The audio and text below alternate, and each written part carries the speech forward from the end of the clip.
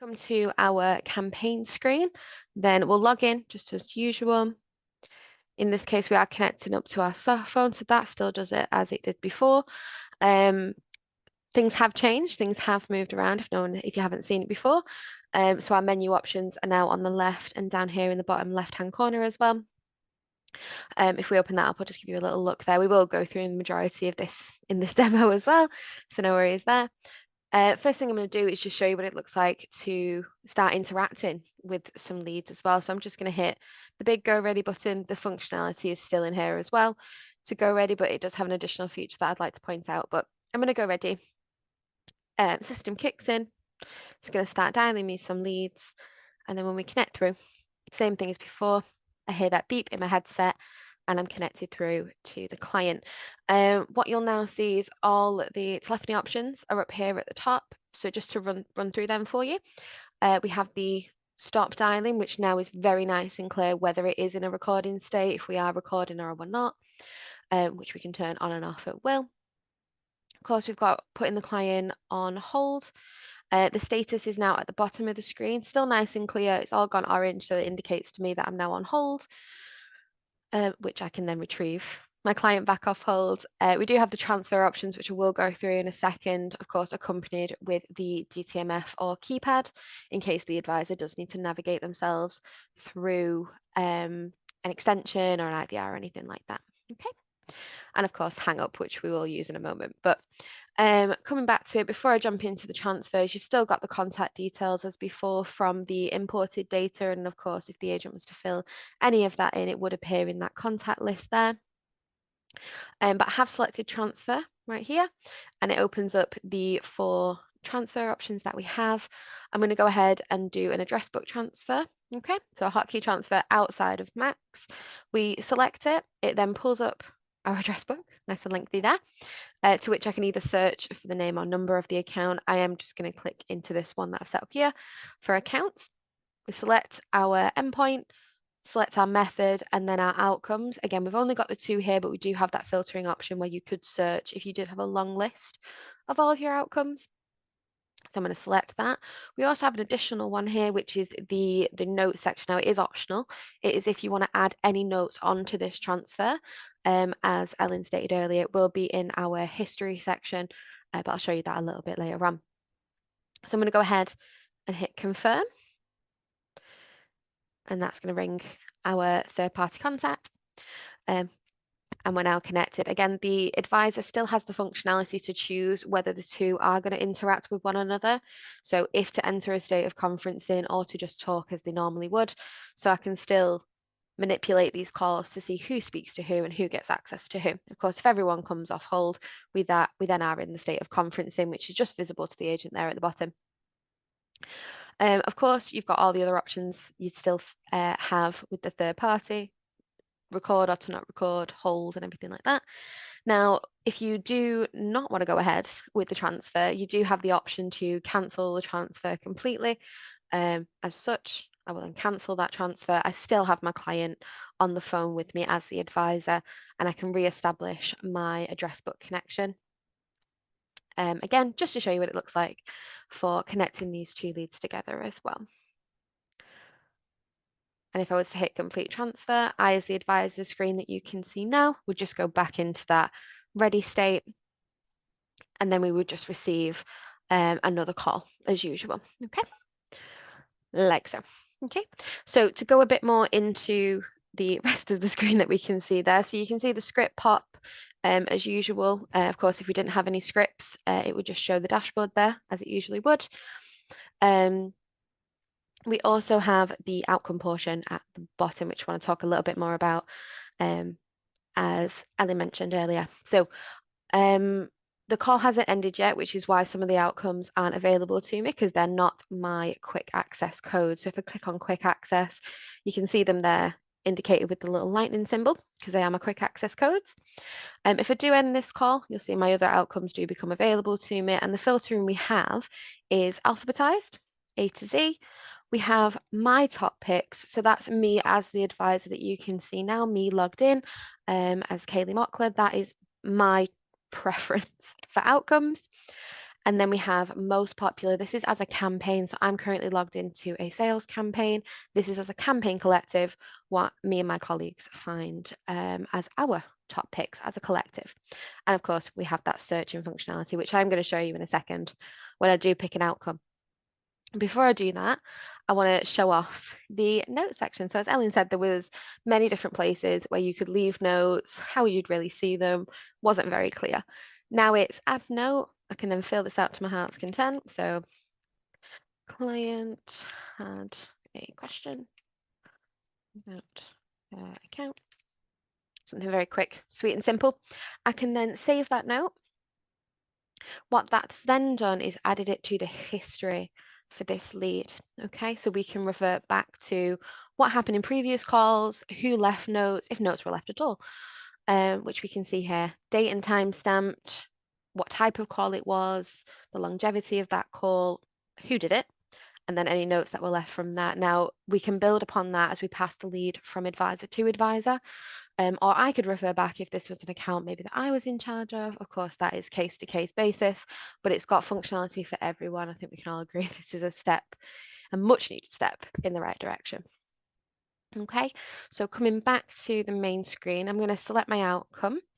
The outcome I want to show off is our callback outcome. And I'm using the filtering option because I think it's fantastic. It comes in really, really handy. But we click set a callback. Nothing's changed. You can still have callbacks on new numbers and set in new numbers in there as well. So you can have that dual functionality between your outcomes. I'm just going to go for a standard one for now. And on the right hand side, you have the table itself to fill this in. So we have public and private as we usually do. The date and time for the callback, which I'll set for tomorrow, for example. I can then click in and change the actual time of the callback. You are also able to free type the time. So if I wanted it at a specific minute past, I can fit that in as well. And of course, really nice and clear is the callback notes. So I pop something in there, callback notes, callback needed for a client. They have more questions. Okay. And then we can confirm that. And what this will do again is end this interaction, put me back in Ready, and again, place another call. As it always has done, that functionality hasn't changed. If I am wanting to change status and jump somewhere else in the product, I need to do it before that interaction ends, as we usually do. So for example, if I want to go and look at these callbacks that have been set in and have a look at my diary, I'll need to request that now, end the call, select my disposition, such as going into my top picks to find what I currently think are my top picks, such as currently in contact. And there we go. So we're now in my calendar view, as you can see here. You can look really far ahead. It's no longer limited to a 20 callback view as it currently is for anyone that's used it already. We're not limited anymore. So I could go to the calendar view at the top and I can look week by week what I have, and always quick action, you can come back to the week at hand. We also have the functionality to show the weekends as well. So for those of you who have staff that work on the weekends, you also have that weekend view as well. And it's split up by day, really nice and simple. Of course, if we want to push and pull these callbacks, we still have that. So we can click on the individual callback itself, so the individual record. We can see all the information around it, the date, the time. We do have those nice postpone buttons still with 15 minutes, 1 hour and 1 day. Any notes that are left are nice and clear and visible to me. And again, I can edit that callback just like we can currently. It's just a bit nicer and cleaner to do it now. And I can push and pull that. So I could pull this forward. I could push it backwards. So I could put it to tomorrow and save those changes, and it moves in my calendar automatically. So it's very visual where my callbacks are sitting and at what time. And you can put it back as well. So if I push that back to today, it will jump back. Now, what I also want to show is when this callback, bear with me, goes overdue. So again, I'm going to edit that callback. We're going to come back to 11:35. What time is it? Okay. Edit that to 11. What time? 59. There we go. So that is due now. What you're going to see in a moment is my callback going overdue. It'll be indicated by changing to a slightly different color. So it is very easy to see as these are all quite light colors. It will change into a darker color. So it's very visually which ones are overdue, as well as indicated by a small icon. But what it will also do when this callback goes overdue is it will put it in front of the advisor as much as humanly possible. So these aren't being missed, which again, we'll see in just a few moments, this go overdue. What I mean by that is, for example, if an advisor was to miss a callback and it has gone overdue and they log out for the evening, when they log back in, it will ask them to action their callbacks first. So if I was to log out, log back in, hoping I set that for the right time. There you go. It's popped up straight away. So if they are forgotten overnight, you can see them first thing, or if they come back from a lunch and they've logged out or anything like that, they can log back in. It's really, really clear to me that I've got an overdue callback. If I try and go ready, for example, it'll be, are you sure? And again, we'll pop that callback diary in your face so you can action it. Now, of course, the easiest thing to do is action that callback either by pushing it back, so I can put the 1 hour marker on, for example, push it back into the green, or I can call the lead directly from here. So if I hit call, it is now commencing that callback similar as before. And we also have the notes assigned to it. I know that was a big thing of we had to memorize or read that note before we did the callback, before we initiated that call. We'd have to copy and paste the callback note somewhere on the screen, in a browser I've seen, in notepads, stuff like that, so they can action the note whilst on a call. Don't need to do that anymore. It's nice and clear right in front of you, so there's no mistake. Whilst I'm just on this call as well, one thing I did want to talk about before I show you some extra little bits, like going on break, is our coaching that we do as well. So previously with our coaching, if you are to coach or monitor your staff, particularly in coach, what I'm talking about at the moment, is there's no indication that you're actually coaching your staff. So I could be on a call like this. If my advisor, my manager, anyone who was coaching me decided to coach me, if you didn't tell me, I wouldn't know. And you'd then pop up in my headset and probably give them quite a fright. Now we have a coaching pop-up. So on a call now, when you do coach me, or your advisors, which you'll see in a few seconds, there'll be a pop-up to indicate I am in fact being coached and who by as well. So if you bear with me, we should see that in just a few seconds.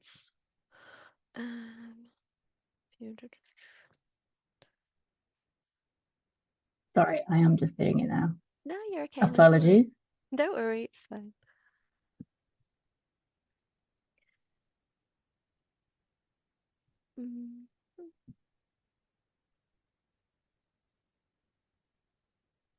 I seem to be missing the buttons. It's okay, hang fire.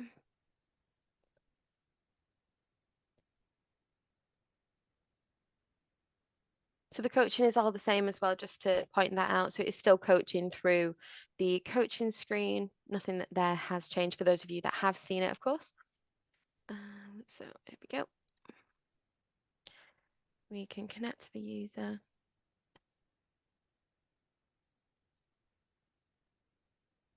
Here we go, and if we coach them, there you go. You've got that Mac Support coaching manager. You've got that on there. So that's who I'm logged in as, the Max Contact Support, and it's really simple to see.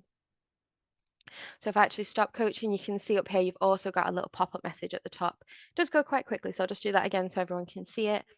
You will have a pop-up. You're now being coached. You also see it on the left-hand side. So we do kind of put it in front of them as much as we can. The one on the left is very, very hard to miss. It's a different color than what we usually use, and that's where you're interacting with the phone call naturally, organically anyway. So I feel like that's the best place to see it because you can't really miss it, can you? It's right in front of you. So just on that again, I'm just going to show you a few more bits. just to show you that they're still there and all still operational. So such as we've got the request manual dial. So I'll request that before I end this interaction.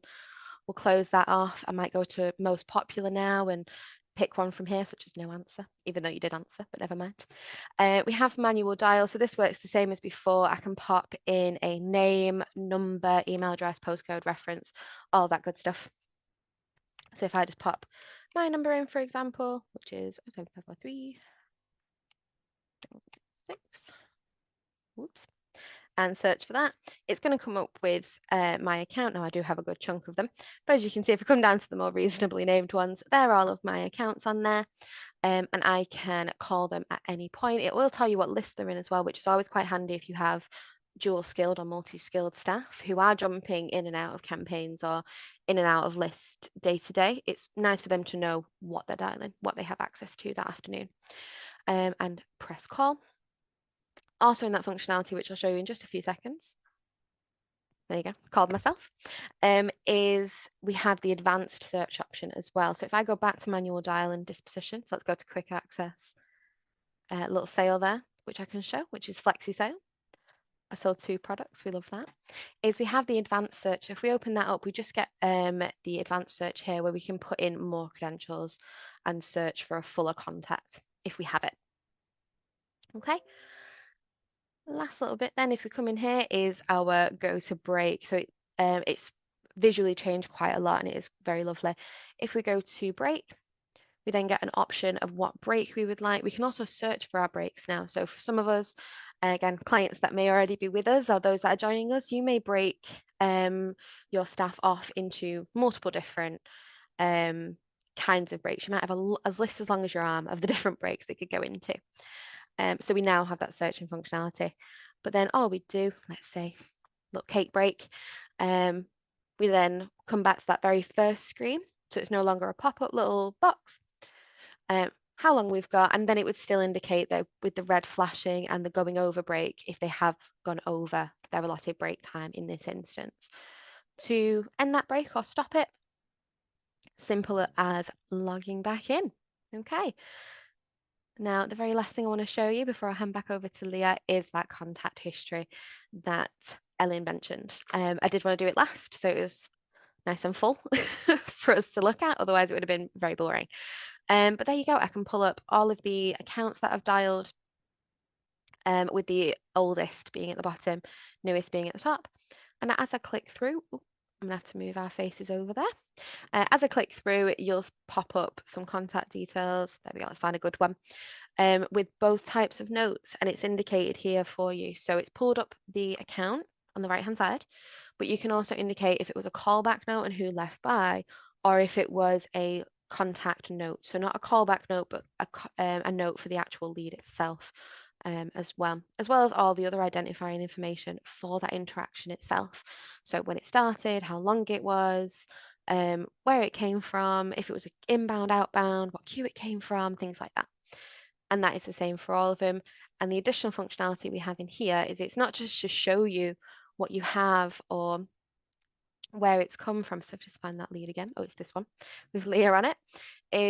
It's not just for me to look at. I can read this information and I can bring the client back immediately. I don't have to copy and paste the numbers. I can hit search, pulls up the lead for me, hit dial. Nice and easy. Now, as you saw, I set a callback for Leah, so we still have that pop up just like last time, to indicate again we're shoving these callbacks in the advisor's faces as much as we absolutely can. And we have the choice. We can keep that callback or we can delete it. I'm going to keep the callback for now, but I am going to place that manual dial from my contact history. And we're back in. And then we rinse and repeat, put them on hold, transfer if we need to, stop and start call recordings. That would be the process that your staff would follow as they usually would, but nice and slick and easy to use.